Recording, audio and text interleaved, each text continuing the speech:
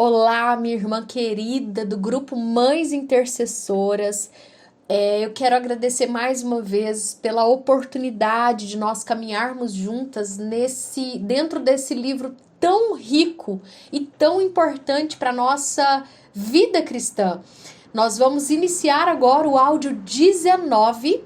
Assuma sua culpa e receba a graça de Deus. Você se recorda da verdade de Tiago 4,6?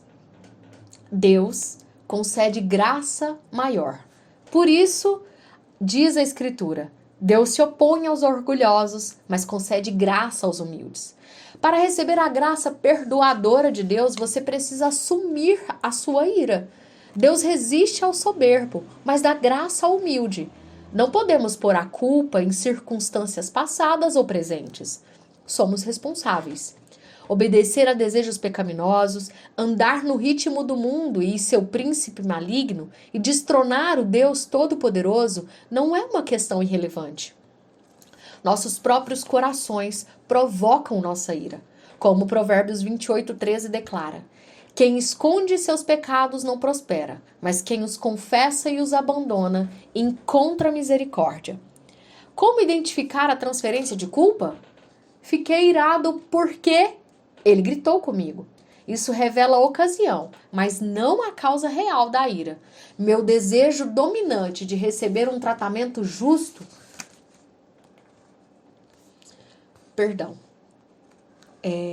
Isso revela a ocasião, mas não a causa real da ira, que é o meu desejo dominante de receber um tratamento justo.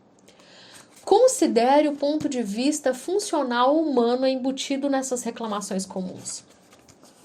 Ele me deixou muito irado. Meus filhos me deixam louca.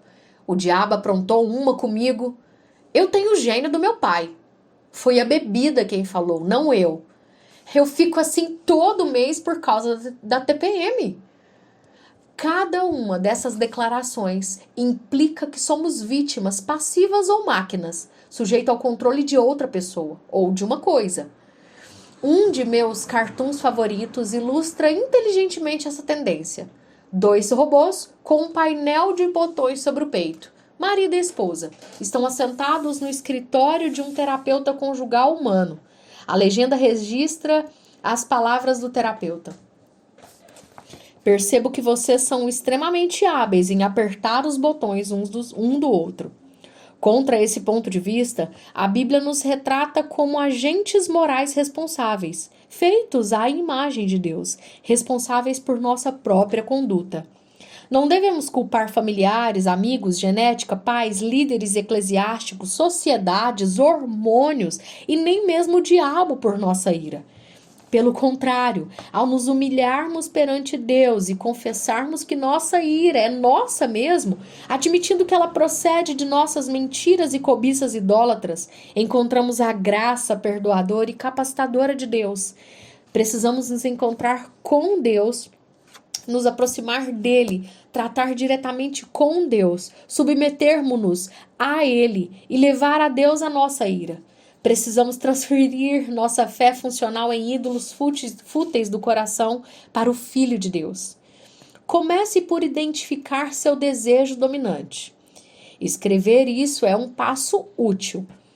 Estou irada agora porque pensei erradamente que preciso ter um marido que...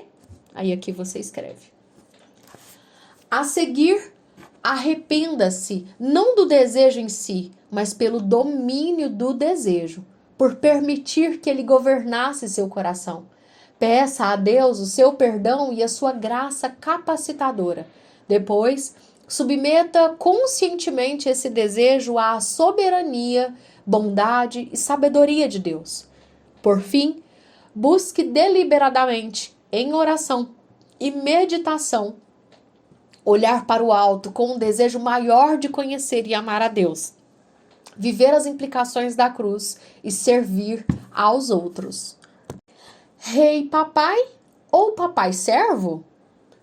O que acontece quando temos comunhão com Deus? Ele nos assegura que ele não nos julgará os malfeitores e vindicará o seu povo. Além disso, nós o encontramos como o nosso Salvador misericordioso e Pai soberano, comprometido com sua glória eterna e nosso eterno bem. Este Deus de toda graça nos inunda com arrependimento profundo e fé renovada.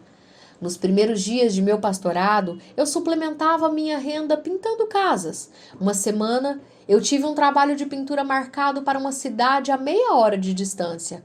Comecei na segunda-feira e trabalhei por 11 horas. Ao final da primeira noite, estava cansado e faminto. Cheguei em casa às 8 horas da noite, cheio de minhas próprias expectativas. Eu preciso ter o jantar pronto me esperando e minha esposa vai servi-lo para mim.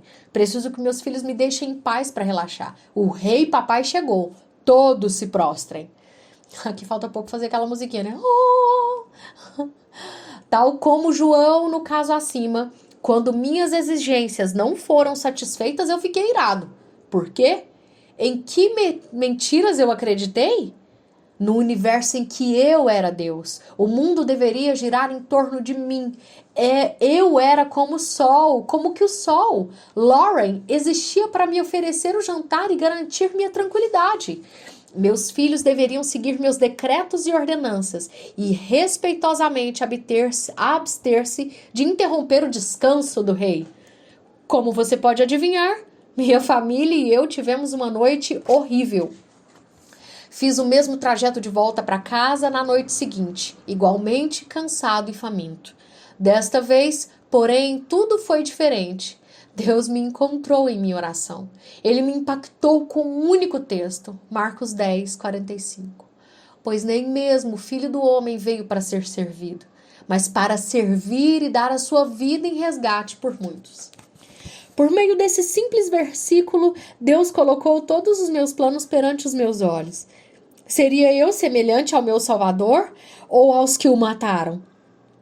Eu buscava servir ou ser servido? A quem eu buscava agradar?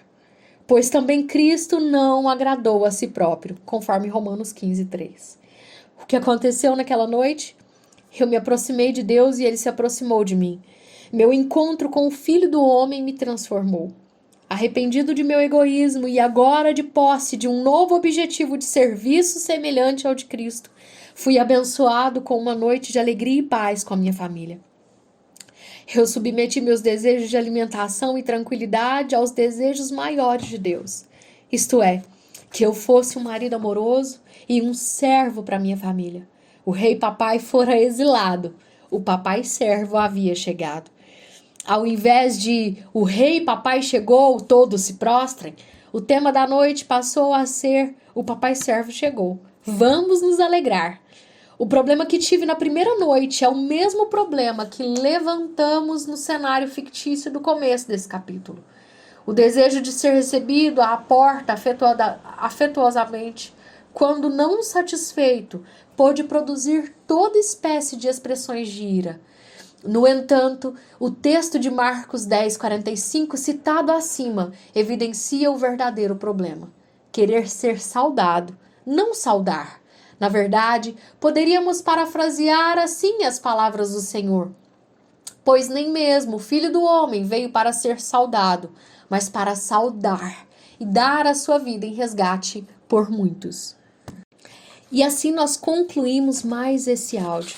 Minha querida irmã, eu espero, desejo e oro em Deus que você tenha e esteja sendo a cada áudio impactada e movida ao arrependimento para a glória dele, que nós, ao término dessa leitura, desse caminhar dentro desse livro, nós possamos arrancar com a ajuda do Senhor a ira pela raiz e para a glória dele. Deus a abençoe.